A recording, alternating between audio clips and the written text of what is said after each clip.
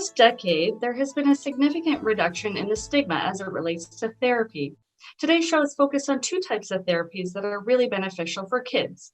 The first type is music therapy, and next is speech therapy. Learn from our guest today about when you should be concerned about your child and how to access the therapy that is right for your family. Welcome to Beyond the Classroom. I'm your host, Cathy Thompson. Adrian is a registered psychotherapist, certified music therapist, clinical supervisor, and educator with 25 years of experience teaching voice, piano, guitar, and theory.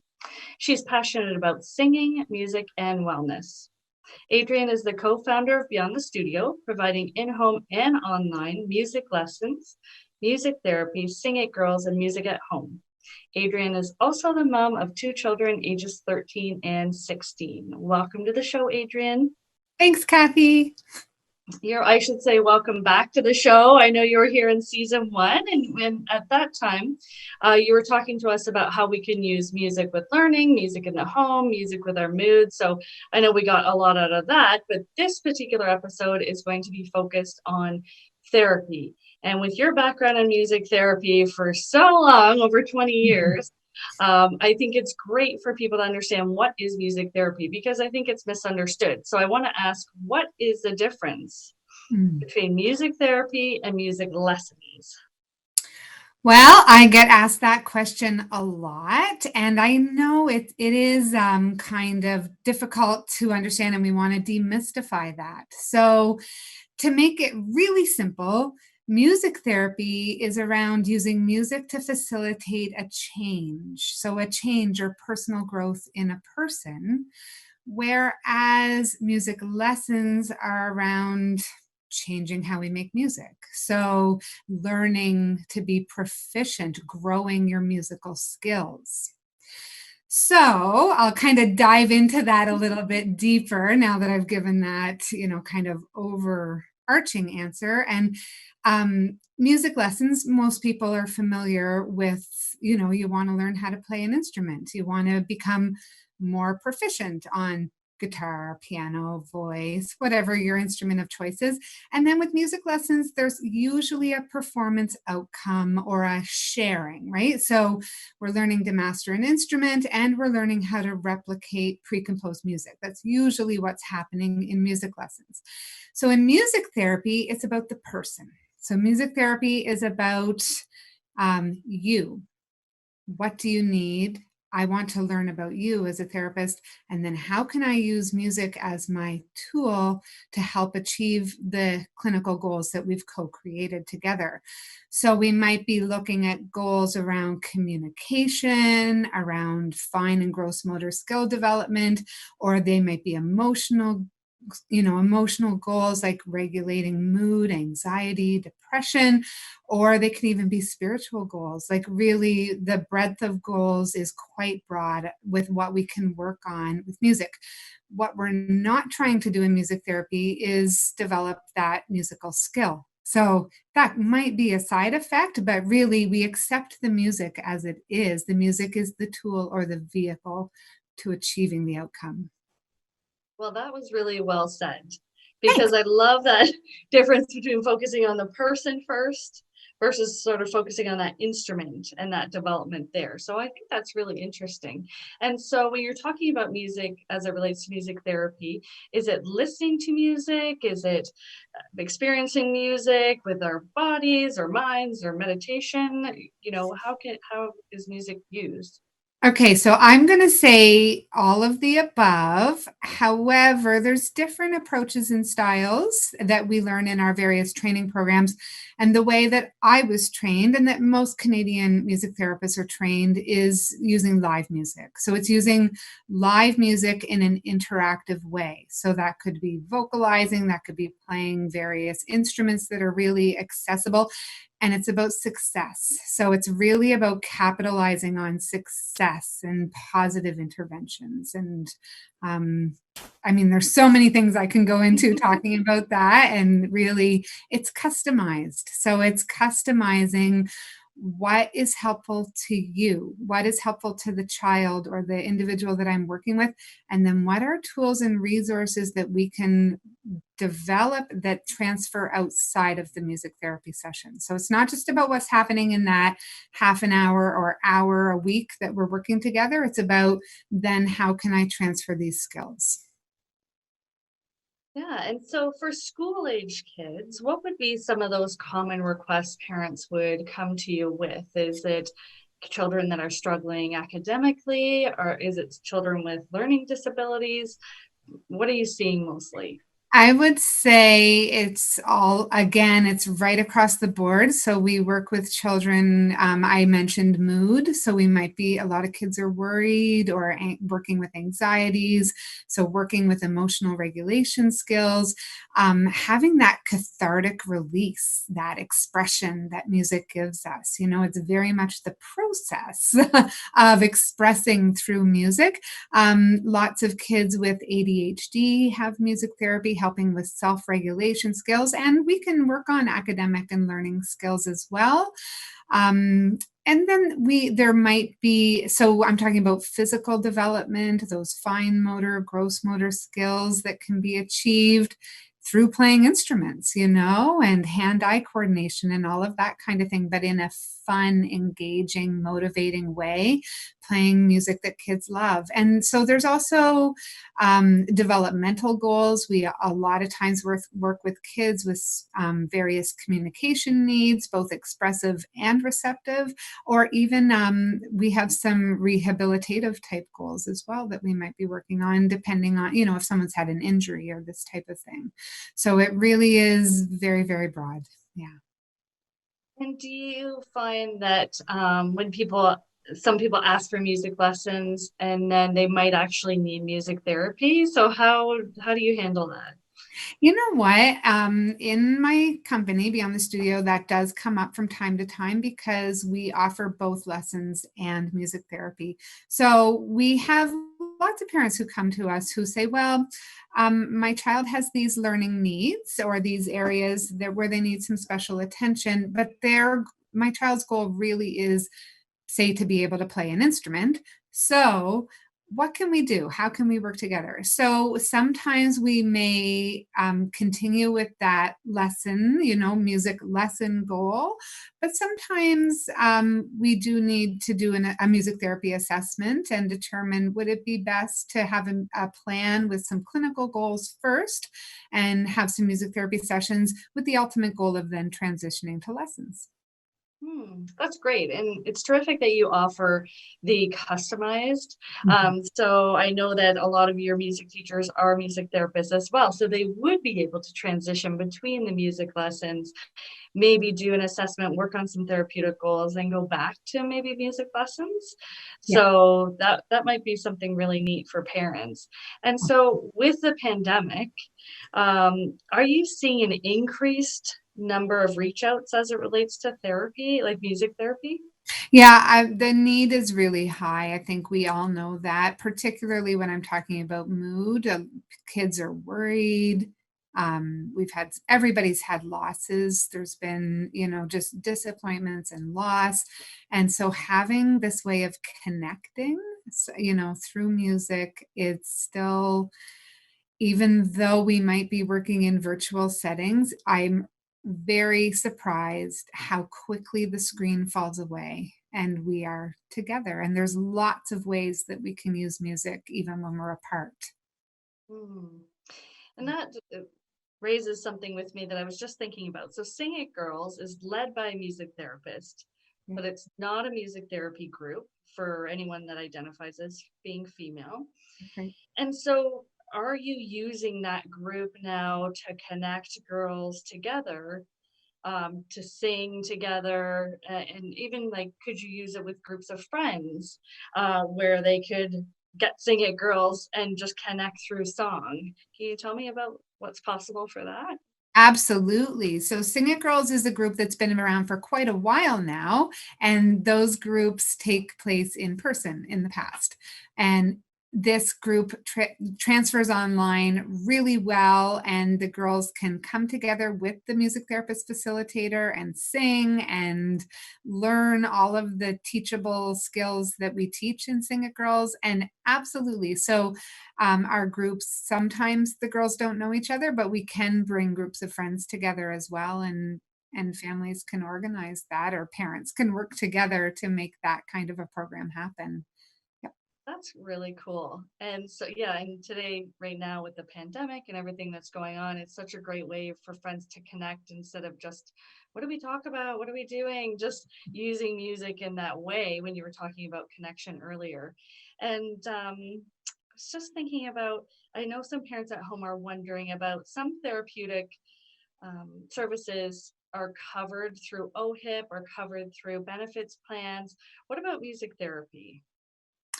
So music therapy at this point in time is not typically covered through third-party benefits, with the exception of some automobile accident type insurance.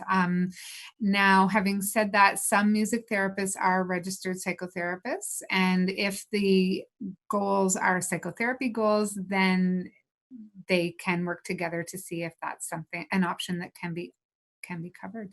Yeah. Okay, so like Yeah. yourself. So your psychotherapy sessions might involve some music therapy components for their Absolutely. That's right. really great. That's Yeah. awesome. And so how can families get in touch with you, Beyond the Studio, Sing It Girls, or what other resources could you provide to our viewers? Absolutely. So our website is www.beyondthestudio.ca, and there's contact forms and lots of information there, as well as links to Sing It Girls and the Sing It Girls website. And the best way to communicate with me is by email as well. So beyondthestudiomusic@gmail.com. And of course, if you want to have a call, I'm happy to give you a call and talk more about how I can help you and your family and your child. Yeah, that's awesome. Well, thank you so much, Adrian, for being on our show another time and helping families to really understand the difference between music lessons and music therapy. I just find there's a lot of confusion. And just to think, all these kids out there who love music, wouldn't that be wonderful for them to be able to do that self-regulation or, some academic goals through music therapy? So thank you so much for being here today. Thanks so much for having me again.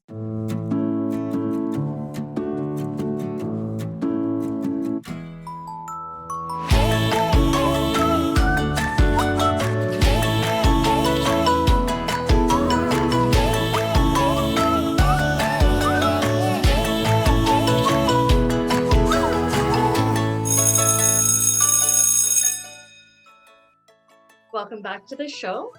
With me now is Diane Peterson. Diane has been a speech language pathologist since 2004. She previously worked for the Community Care Access Clinic and as an instructor researcher at Brock University. She currently works as a school board speech language pathologist, a clinical instructor at a local university, and sees clients privately. Previously, her role was within the complex communication team, working with children who were low verbal, nonverbal, and had a diagnosis of autism spectrum disorder. Welcome to the program, Diane. Thank you. Thank you so much. It's a mouthful. I know. As soon as people start saying speech language pathologist, I know it's a mouthful. It definitely is. Yes. When I was reading, I'm like, okay, I can do this. I know. Kind of I can't lie. I was waiting for the blurb. There's usually a blurb somewhere, and then I hand you my business card. Exactly. Yeah, that's perfect. That's terrific. So today's program really is all about therapies and those that parents of school-age children can access. And so earlier in the program, we were speaking with Adrian, who is a music therapist, and learning a little bit more about what music therapy is and how parents can access it. So now I'm really interested in speech language pathology. And so I did read online that it's interchangeable with the term speech therapy. Is that correct? Yes, yes. And it Okay. actually depends on the location that you're in. So some people, depending on where you're located, they're used interchangeably. Okay, that's terrific. And so you've been doing this since 2004, a long time. And do you Yeah. specialize in a certain area? I mean, I know we talked about the autism spectrum disorder, but is there like a age group that you specialize with? I've mainly worked with school age kiddos. So as soon as they hit school age, so interestingly, school age starts at senior kindergarten and goes all the way up. So with some of the complex children, they're in school till they're 21. So for myself, that's the age that I've covered, is that school age up till they not necessarily graduate, but up until they've completed their high school. Like I said, there are exceptions for them to stay a bit longer if they have some complex needs. Oh, that's great. And so you have a breadth of knowledge, and obviously you're an instructor and see a lot of Yes. clients privately. In terms of the clients that you see privately, do they have a particular diagnosis? They don't have to. So, because the wait list is unfortunately quite long for them to receive school-based rehab services. So, the CCAC, which was previously known as Community Care Access Clinic, is now school-based rehab services. And that wait list can be long. And, unfortunately, because of our current climate with COVID, that wait list, has somewhat extended. So, a lot of parents want to get some early intervention or don't want to wait to have it done because they know that the carryover for young children is even better if they can get those early services. So they'll see kids privately. Also, sometimes it's great to be seeing people in their home. So it covers that. So the school within the school, you have access to a speech language pathologist, but it's not always for therapy. It's usually not. It's usually to kind of see where the child is at and offer some support to the classroom teacher, or basically those around the student. So it's more of a bridge, and parents sometimes want that direct service. So they'll reach out to a speech language pathologist who will potentially cover a wide range of, diagnoses or a wide range of concerns that that parent may have. Oh, that's wonderful. It's great that you are there to bridge that gap. And Yeah, it, it's yeah, amazing. your explanation of the relationship at the school board level and the consultation that the speech language pathologist does, that is interesting, because you would do full-time consultation really on, Oh, different yes. Well, cases with because each. yes, sorry to interrupt you. Yeah, the caseload for a school board speech language pathologist is often quite big. But what we want to do is we want to best support the student in that learning environment, whatever those students' needs are.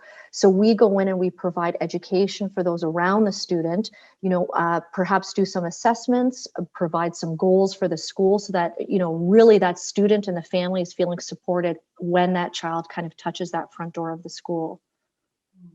And so really going back, I sort of skipped ahead a little bit because my No, that's great. curiosity got the best of me, but what does a speech language pathologist do? So that is a good question, because in all honesty, even when I was doing my graduate studies, I couldn't believe how many areas we covered. So generally speaking, you're looking at speech, language, social communication, and swallowing. So specifically, if we really want to get into it, you're talking about fluency. So perhaps a stutter, phonology, articulation, motor speech, voice. For those who don't have verbal words, we might be helping to get an alternative mode of communication, so an AAC device. Literacy goals, swallowing, expressive language. So expressive language is anything that comes out, and then receptive language is how do we understand and process the world around us going in.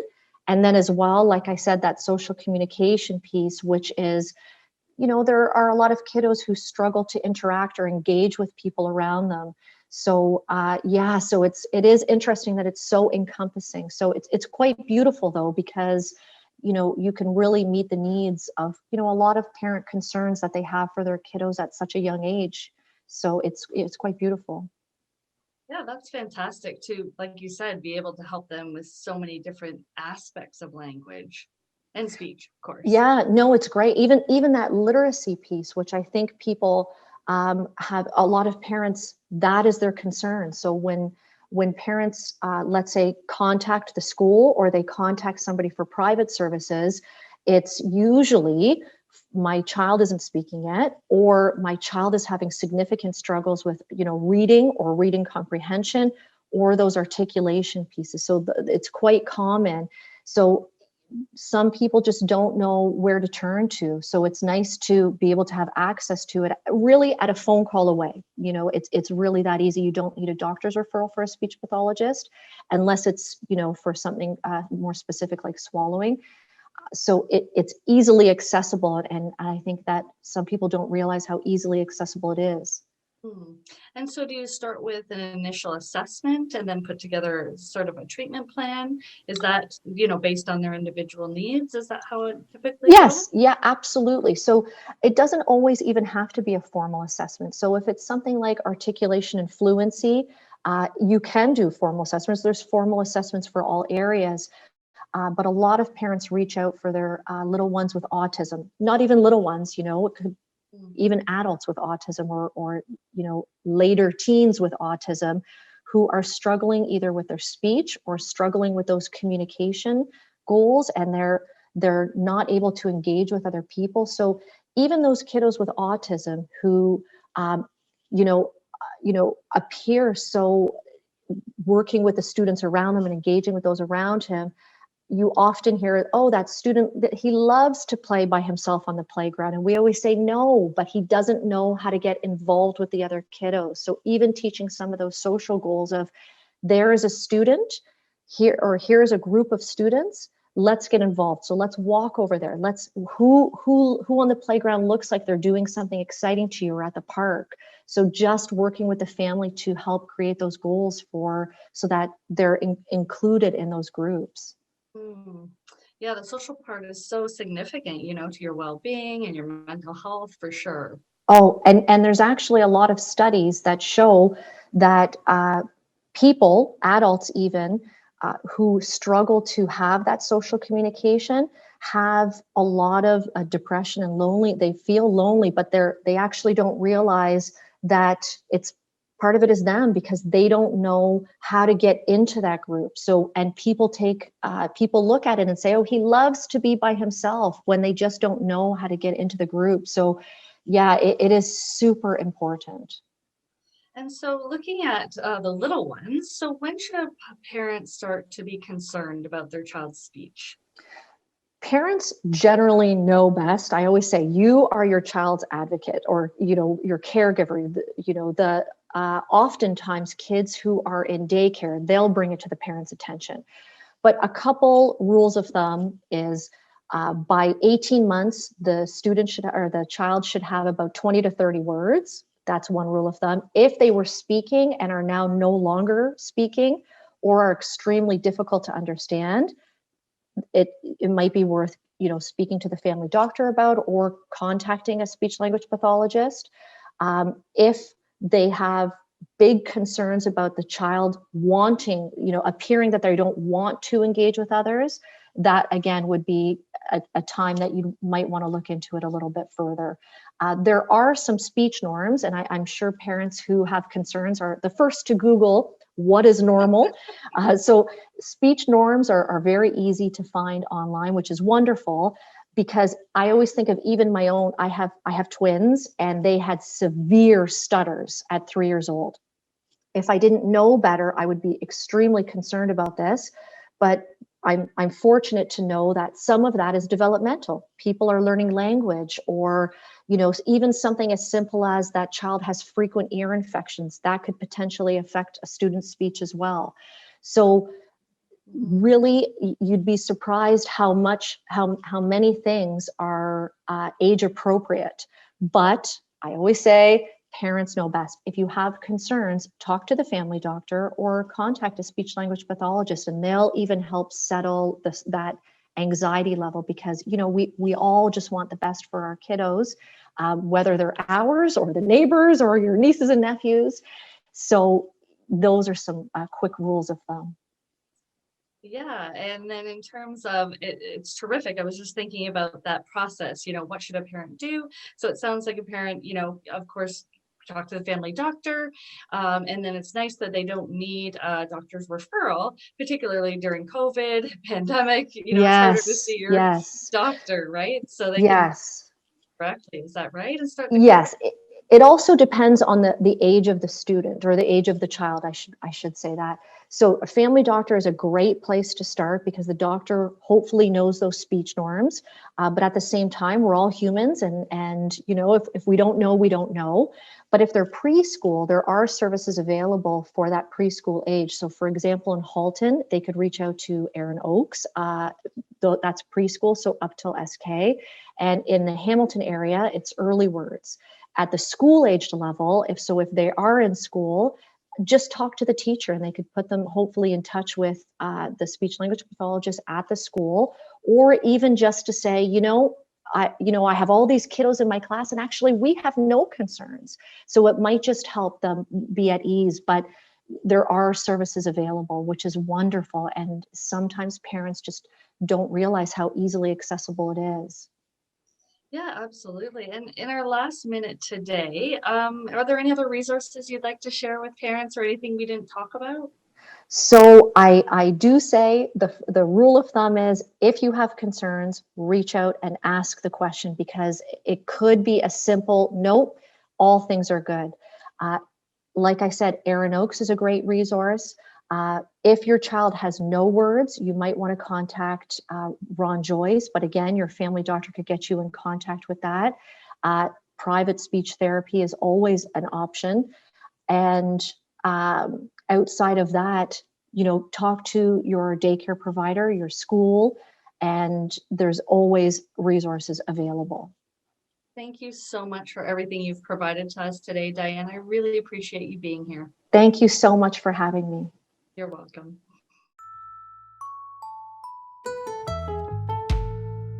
Thank you so much to both of my guests today. I really enjoyed learning more about both music therapy and speech therapy. It's great to find out about these amazing resources in our community and what we could do to support our children. For more information and resources from today's show, please visit beyondtheclassroom.ca. Thanks for watching.